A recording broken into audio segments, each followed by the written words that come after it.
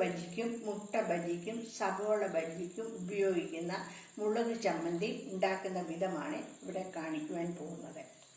സവോള എടുത്ത് ജാറിലേക്ക് അരിഞ്ഞിടുക.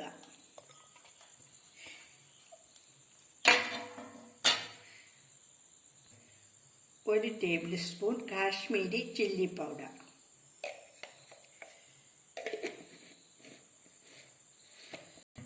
ഉപ്പ് ആവശ്യത്തിന്, ഒരു ടേബിൾ സ്പൂൺ വിനാഗിരിയും ഒഴിച്ച് നന്നായി അരച്ചെടുക്കുക.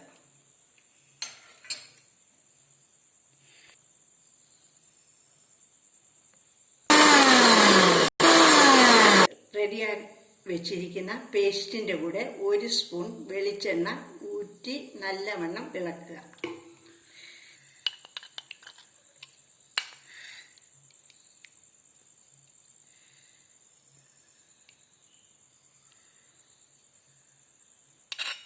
ഇപ്പോൾ നമ്മുടെ ബജ്ജി ചമ്മന്തി റെഡിയായിരിക്കുകയാണ്. ഇതുപോലുള്ള വീഡിയോ ലഭിക്കുന്നതിനായി ഈ ചാനൽ സബ്സ്ക്രൈബ് ചെയ്യുക.